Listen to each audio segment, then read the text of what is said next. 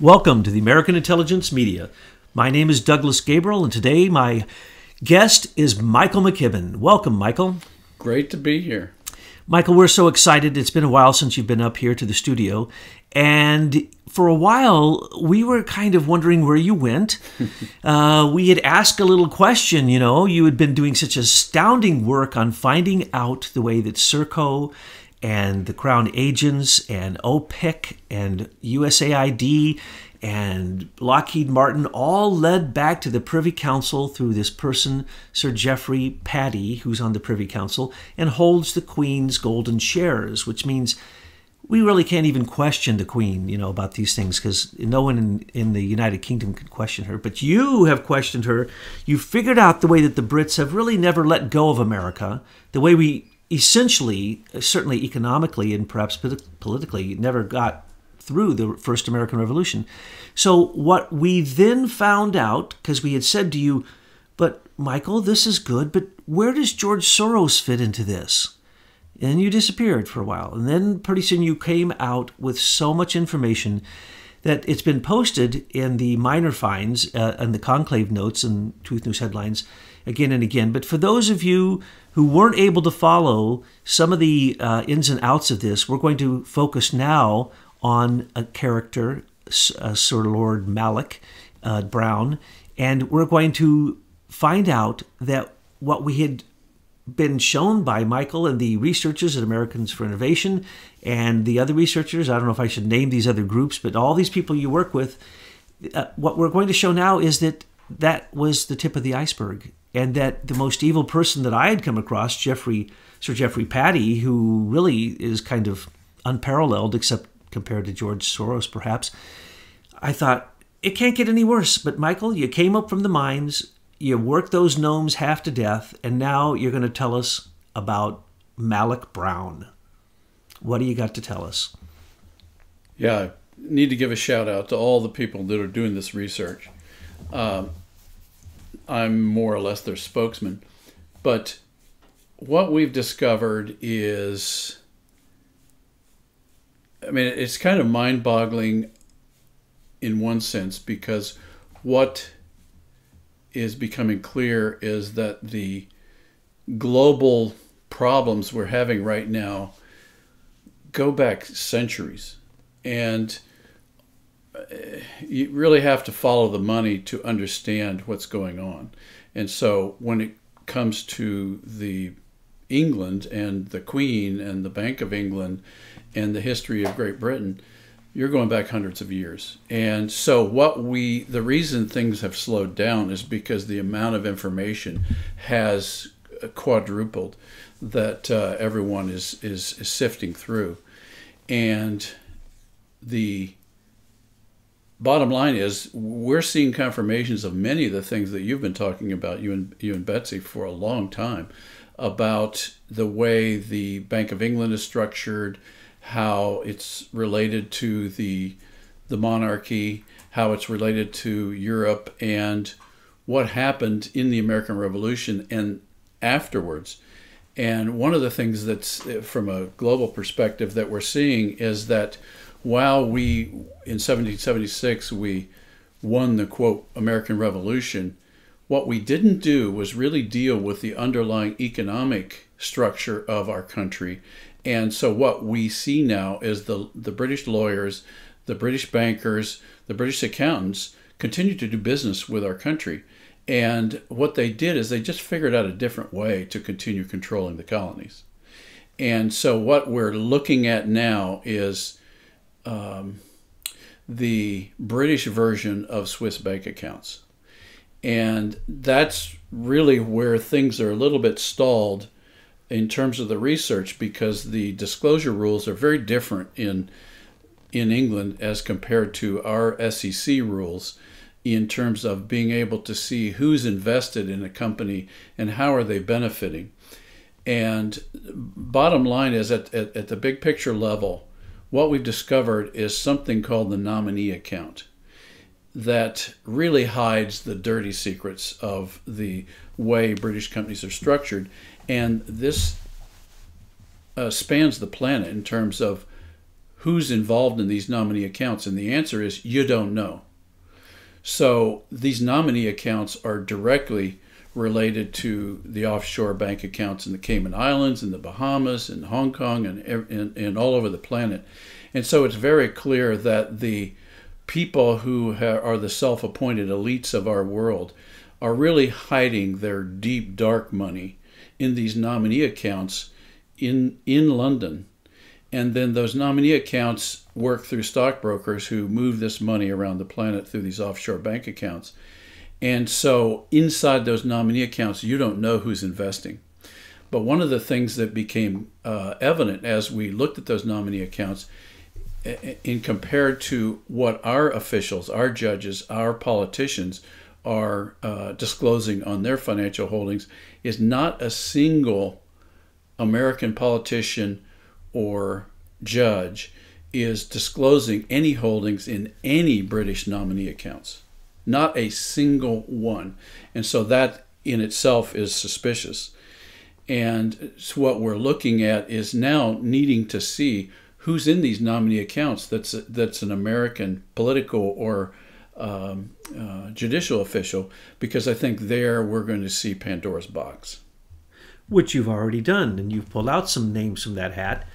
And it sounds then like those old British ideas that Britain is run by committees and no one knows who's on the committee but the Queen or her Privy Council. That sounds as if that is literally true from what you've said. Yes, it is definitely true.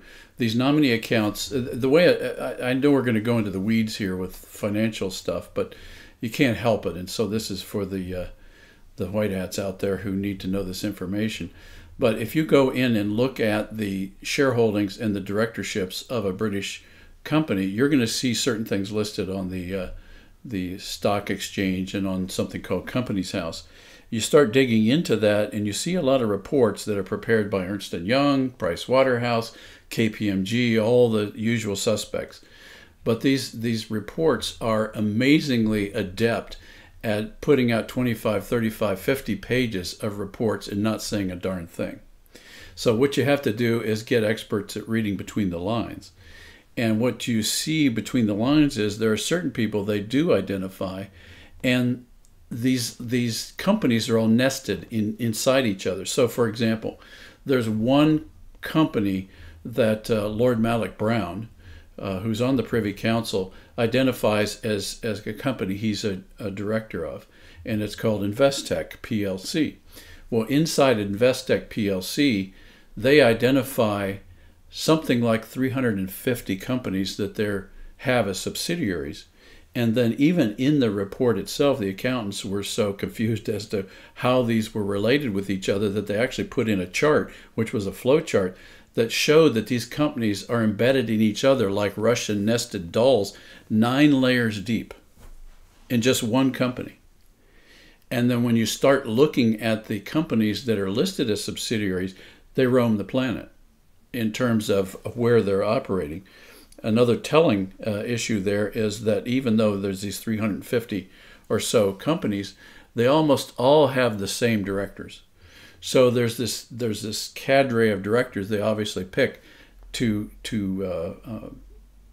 make directors of these various companies, but there's always a sir or a somebody associated with the Queen inside all of these nested dolls. And so in doing that, they put most people off. But here, right there, I'll stop and say, in our country, we have something called certified public accountants. And these certified public accountants are supposed to prepare reports. They do prepare reports for public companies so that shareholders can get some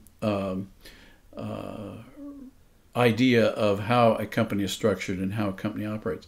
What is remarkable about all of the reports that come out of Companies House in England is how these certified public accountants prepare all these reports that say very little.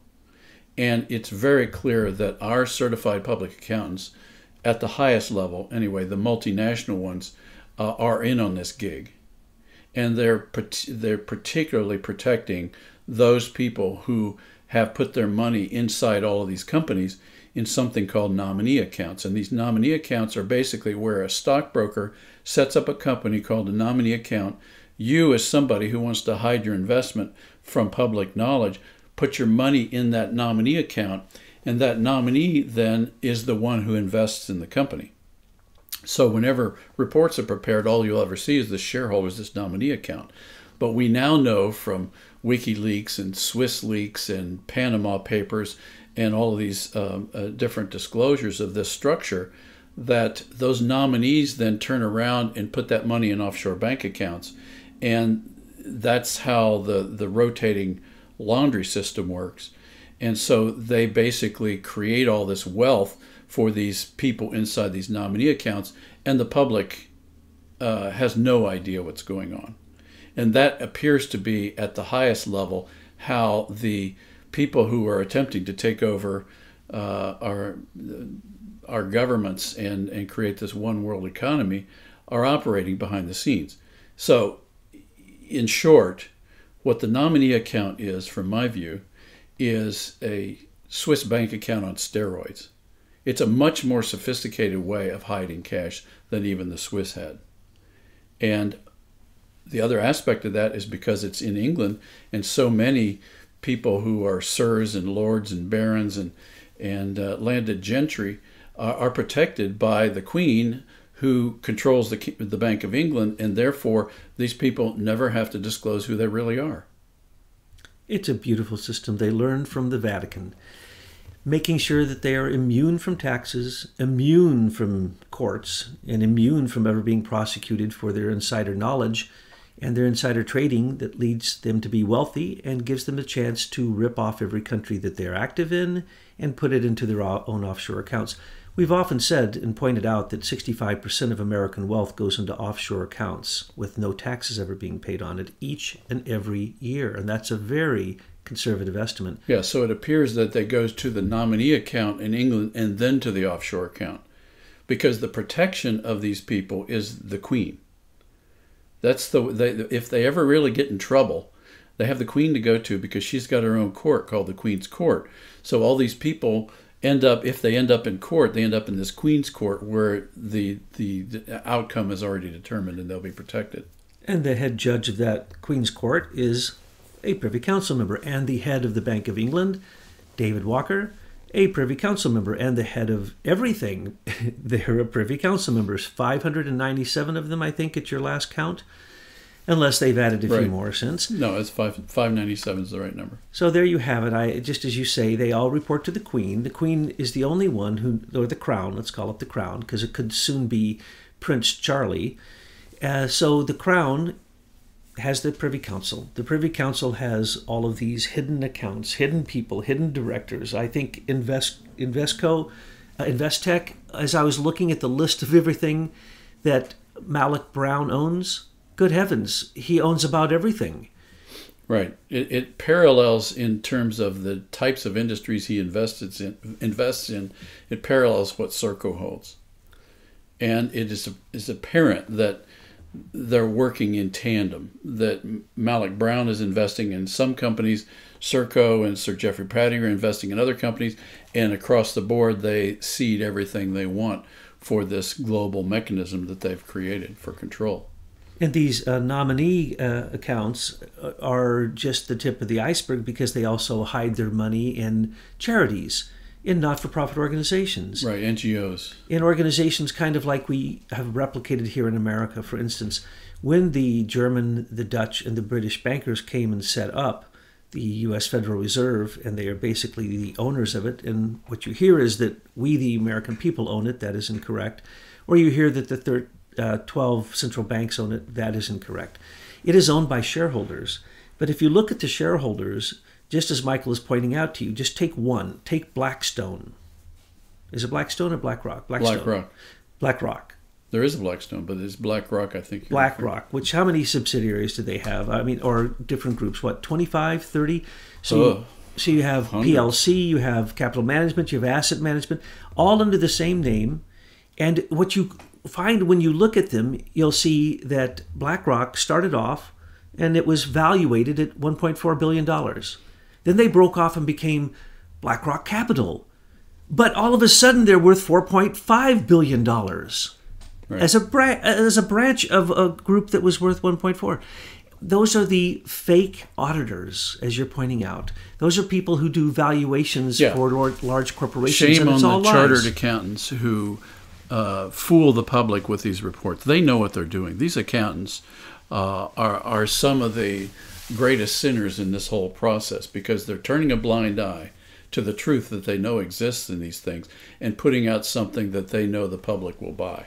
Well, that's the reason we had the stock market crash, because they bundled bad mortgages and said that they were AAA when they were probably more like B or C or just worthless. Has a single accountant in the U.S., chartered accountant in England, gone to jail because of all those lies? Oh, never.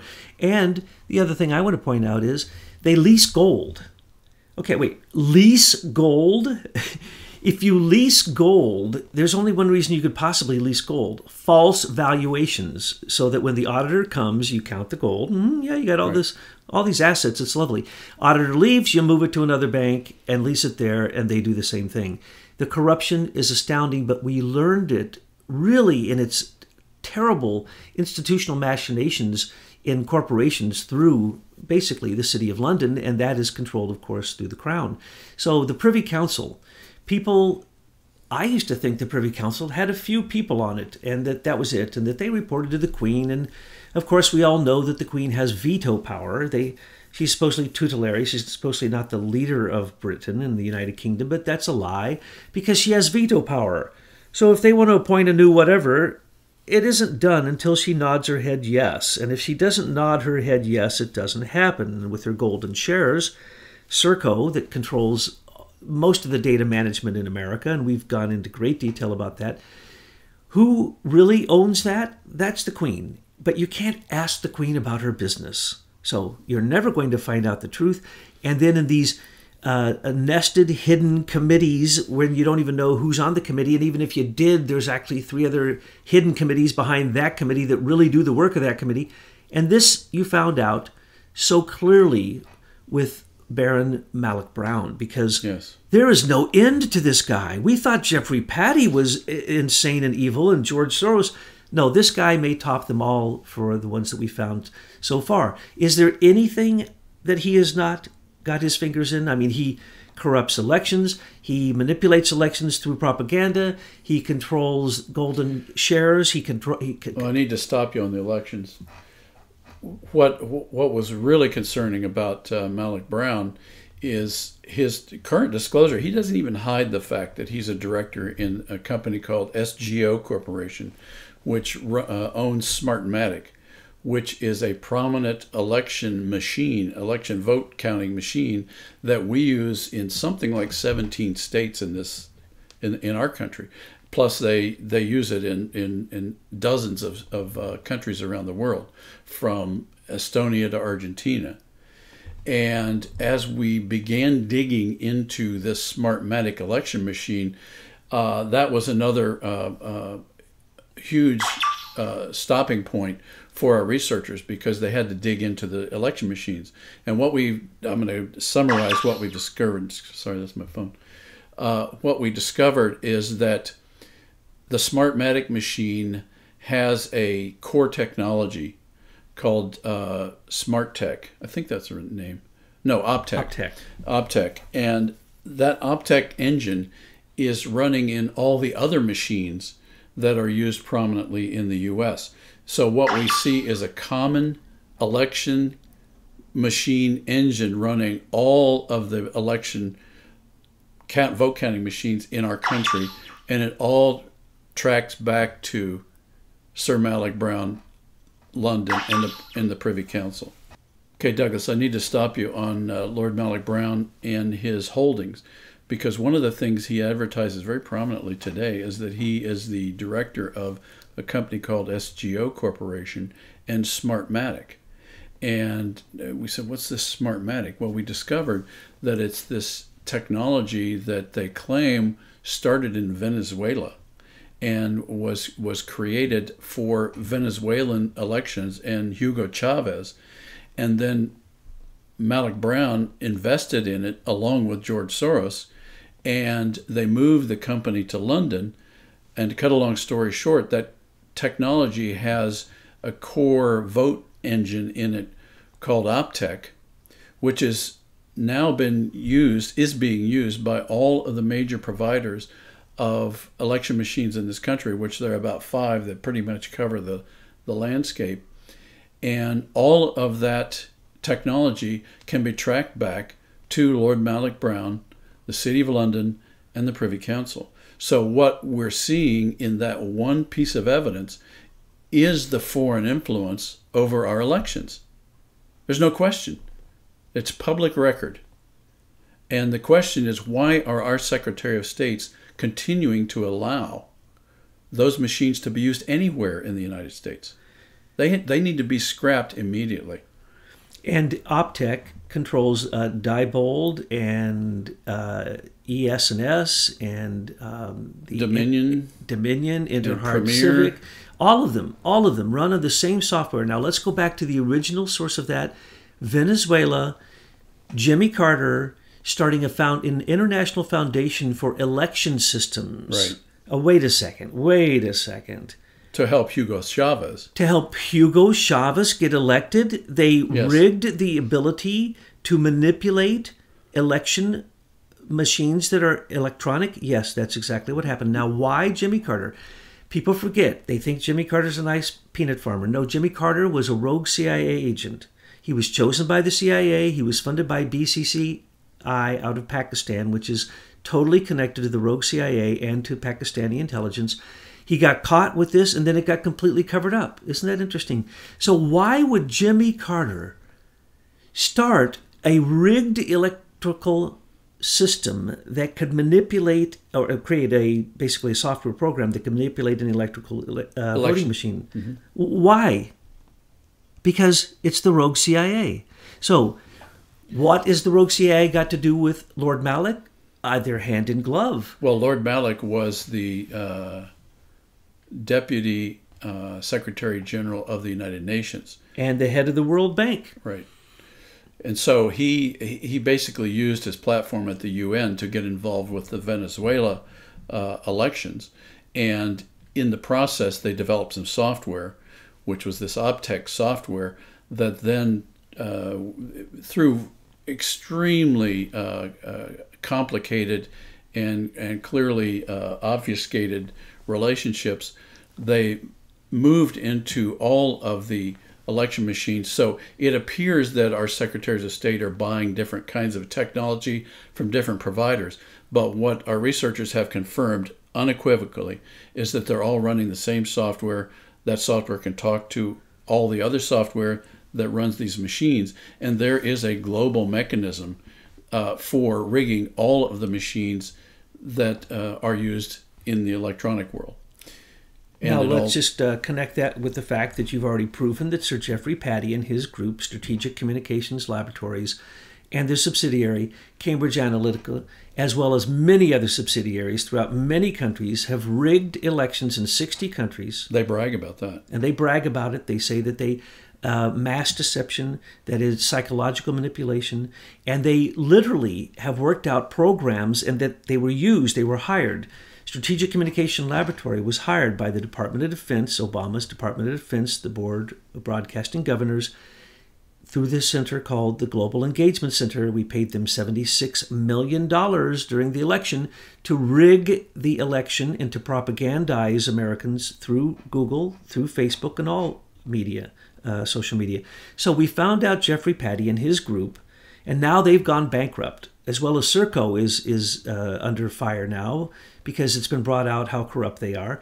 But then we found out Geoffrey Patty has already, through propaganda and through writing programs and software that manipulate people through social media, affected the elections, meddled in the elections, and that they were also directly connected to Stephen Halpern and Sir Richard Dearlove, who directed him the whole time, and Anthony Wood and Alexander Downer and Joseph Mifsud. They're all part of one little club. So we knew that election manipulation had happened. The propaganda, the framing of people in Trump's group, the Spygate, the attack of Trump's election, and then later, when he's the president, it still continued. We've gone into that. Those are still the same people. They're still Brits.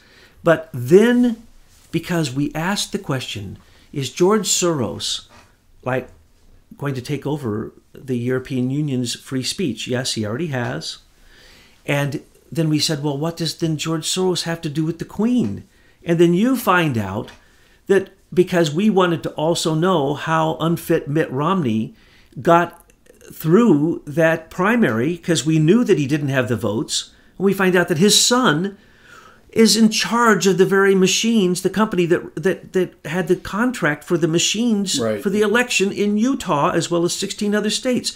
So now we have Jeffrey Patty and these manipulation of people, and then you now have the election machines through Malloch-Brown. Hart InterCivic was the technology that Romney invested in. And we even have seen the way it goes right into Romney, and the way Romney just got elected is another proof of this. And so basically, the election rigging was profoundly comprehensive, and it is standard operating procedure for the Brits to manipulate elections across the world. And so we said, well, wait a second, George Soros has to be connected to that. He has to be. He's the one who in 14 countries has overthrown elected officials in color revolutions. And then your research finds that Lord, Sir, Baron, George Mark Malloch-Brown on the Privy Council is in fact a founding member of George Soros's Open Society Foundation. Yes. That's disgusting. And he actually, when he worked at the UN, he actually lived in an estate owned by George Soros. So he doesn't even hide the fact that he's a Sorosite. I mean, you see videos of him on the web, so he doesn't hide it. So he's not committing fraud. It's very clear. But there's another key element of this that came out as we were looking at Lord Malloch-Brown's many investments. And one of the 350 or so in the Investec PLC line was a company we stumbled on just because it was an interesting name for the company. It was called ISIS Management Limited. And we said, oh, why would somebody name it ISIS? And so we started digging into ISIS Management Limited. And lo and behold, we discovered that ISIS Management Limited put money into a program that was built for the Avid suite. And if you're not in the TV business, you wouldn't know what that meant. But anybody in the business knows that Avid is the primary technology that's used in most newsrooms on the planet. For running teleprompters, for feeding news to the, for developing the news programs themselves. So it's running in all the news programs around the planet. So we started looking into that, and we discovered that Avid built a program called the Avid ISIS Management Suite with a module in it called Leader Plus. Well, you can imagine why I would be interested in a name like Leader Plus, because that's our brand. Leader's technology. They stole it from you blatantly. Well, we looked at Leader Plus, and we discover that it was built in 2010, which was when Hillary Clinton was hiring Facebook to build the template for winning elections. And that's exactly what they call it, with this Dmitry Shevelenko, who went off to India to build this product, this template for winning elections, and then he came back. Well, we discovered that in all of Investec's investments, they only have one in India, which is kind of interesting. And then we look at the product description for Leader Plus, and we discover that this suite is designed to be able to push scripts to the newsreaders in real time on the night of elections. And so they don't even have to write their own stories. Those stories can be written for them somewhere on the planet and then pushed to them, and they all can read the same thing. They can all get their news feed and their video and everything for that story from this ISIS management suite. Isn't that beautiful? So they've got it in real time, so they can do it overnight. It's not good enough that they only take their news from the Associated Press and Reuters Thomson, which are both controlled, by the elite and basically warlord bankers and brokers. But now, what you've pointed out, and I didn't know anything about this, the AVID program, ISIS management, that just blows my mind. That, in other words, everything on mainstream media is completely scripted. There is no journalism going on. There is no investigative journalism, and there is no truth. Now, here's the other sad reality. When we realized through your research that George Soros was connected to this, and connected directly to not only Cambridge Analytica and Strategic Communications Laboratories, but, and therefore election rigging, which is what he's all about, is overturning elections and rigging elections and color revolutions. But then we noticed that he created 10 news agencies for fact-checking in Europe. And basically now George Soros and another person have invested the money in about 10 different companies to fact-check everything. So there's going to be no more truth, no more free speech in Europe. It's gone. Article 13, which was passed recently, no more free speech in Europe. Okay, so we thought that's terrible. So we were harping on it. And then what do we find out? Last November, George Soros got together and provided the money to give to Facebook, the Atlantic Council, which is the NATO's propaganda group, the Atlantic Council, which is also where Alexander Chalupa from Ukraine helped the Democratic National Committee with the whole fake dossier. But George Soros has basically said to the Atlantic Council, will you please use your, there's a digital research group part of the Atlantic Council, and this new program they created, and we want to use it now in America. So he bought and paid for it, and it got installed on Facebook. So already for the next election, George Soros is proud to announce that all information will be filtered through his Open Society Foundation's agenda. And conservatives are not welcome. And the further left you are, the better. And the more riotous and chaotic you want to become, like, remember, George Soros funds Antifa, Black Lives Matter, Southern Christian Law, Poverty Law Center. He funds every single radical group. The ones that are considered domestic terrorists are funded by money he stole from America in offshore accounts that he didn't pay taxes on, funnels back into non-government organizations that then persuade the left and basically provide all the money the left needs to carry on their nonsense. Using stolen technology. And now he's done this in Facebook using a software program that is going to eliminate anything but what he says is true. Right. Now, that was bad enough, and it started in May, but then Eric Schmidt, he couldn't, the template for winning the election, as you pointed out, was paid for by Eric Schmidt, $1.5 billion. And Hillary Clinton. And because she wrote GSAs, wrote government money, used government money while she was a Secretary of State to pay for a Russian to leave our country, to work in India, to create a lying, stinking software program that would manipulate Facebook, Google, the entire social media so she'd get elected. Well, we then find out that Eric Schmidt has already incorporated and sold to and begun a program called the Digital News Initiative. The Digital News Initiative is being actually worked through the Global Engagement Center. And so it's the military is basically finding out the 290 sources of news that they know exist. And if they do not agree with the Associated Press and Reuters Thompson, they will be eliminated. And that's what this program does. And we've already seen it in place. And what it does is it analyzes every single thing that is in print in any news agency on the internet or anywhere. And if it does not agree, it identifies them, targets them, and eliminates them. This has already begun, folks.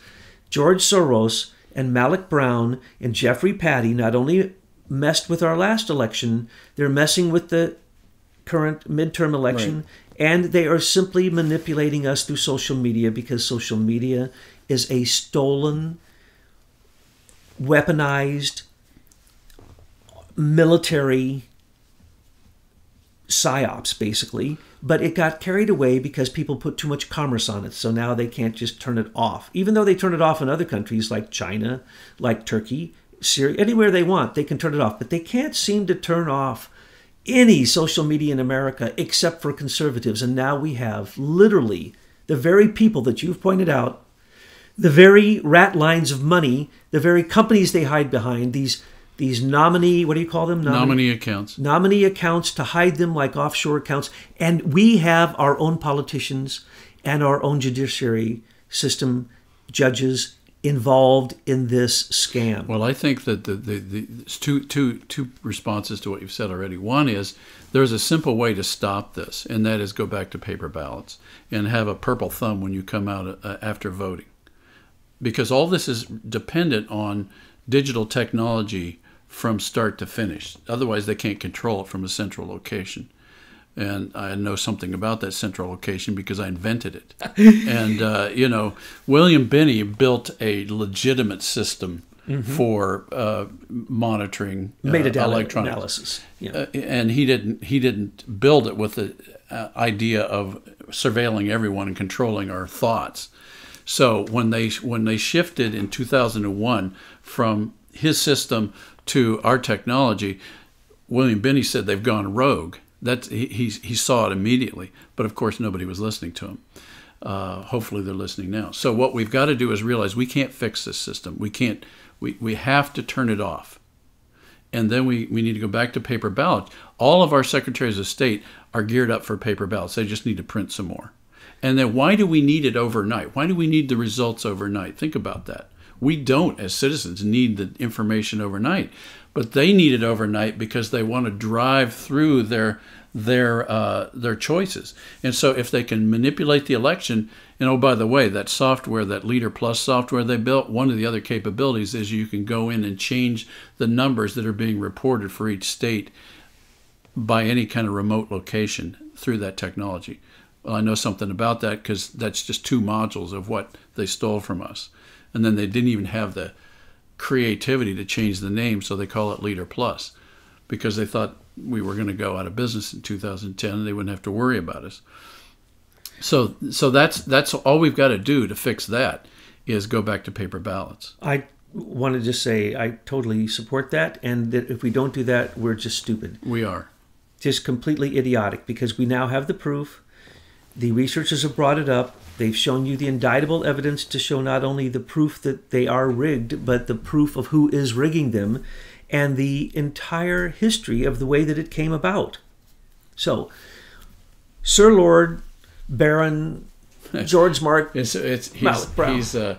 He's Lord Malloch-Brown. That's the official way they refer to him. When you become a lord, you drop the sir, according to my British friends. Okay. And when you become evil, you're just called Moloch. Well, that's what I was going to say, Lord Moloch. Moloch. That does sound like a Star Wars character. And so what we pointed out here, we jumped in a bit to the election manipulation, which we're going to talk about more, because there's more behind these stories, folks, than what we've just mentioned to you. But there's also more behind Malloch-Brown. For instance, what does Malloch-Brown have to do with the golden share of the Queen? Well, he helps manage it. There's subsidiaries within Investec that are companies that have golden shares. So it's real clear that these folks on the Privy Council are there to protect the continuing Crown's control over the British economy and much of the world economy. Now, Lord Malloch, and Patty Cake, Sir Geoffrey Patty Cake, and these people that we keep looking into, it's David Walker, on and on and on. Anyone in the Privy Council that we look into, it just becomes as thick as pea soup. It is absurd what you have uncovered. There is no way that Lord Malloch could even attend all the committee meetings that he has in 1 year. Not even humanly possible. Exactly. He has literally hundreds and hundreds and hundreds and hundreds and hundreds and hundreds and hundreds of companies that he's running, and I mean manipulating, not just running. I mean manipulating huge parts of the world through these many, many, many different companies and investments. That's correct. As an asset management company. And then he'll turn around and hide that so that you can't follow where the income is, who owns what, who's on the committee, when. But what we do notice, and we will be coming back to later, is there are certain Americans who have bought into this. Well, President Trump should ask the Queen to order that the American holders in the nominee accounts be disclosed. Ha ha ha. It will be just like when the Swiss bank account, numbered bank accounts, they said, okay, you're going to reveal every single American with in certain parameters with numbered accounts. They said, we're not going to reveal anything. Let's remember, how long have the Swiss been laundering money? As long as we can remember. That's where the Savoy family ended up in Geneva. That's where the Bank for International Settlements is. That's where the rogue CIA has their headquarters, okay? So are they going to pay anything? No, they're not going to pay anything, even when we said we're going to now bring charges against you. And then they still fought this. And then in the end, what did they say? All right, we're going to give you every single American that has a numbered account, after they opened numbered gold bullion accounts in Zurich. So they simply moved their money from numbered accounts in Swiss banks to gold bullion accounts, which is what the rogue CIA deals in their huge manipulation of currencies and money and entire nations. That's what George Soros has used again and again, is leasing gold so he can have $280 billion worth of Brady Durham bonds so that he could go economically attack the currency of Russia. That's what he did. But the point is Soros, it may not be a Privy Council member, but these other Privy Council members are in Soros's pocket. He might as well be. He might as well be. And what you're saying must happen. We must find out what Americans are involved in this foreign hiding underneath the guise that the Brits are our friends, or the Five Eyes, the other four companies in the Five Eyes are our friends. They're not. They are, in fact, our enemies, and they're our closest enemies. And they are not doing us any good whatsoever. So we need to say now what we said to Switzerland. We're not going to let Americans slide on over to Britain, rip off American taxpayers, and then hide underneath these hidden committee systems that have been going on for hundreds and hundreds of years. So, Michael, let's come back soon and talk further about election corruption.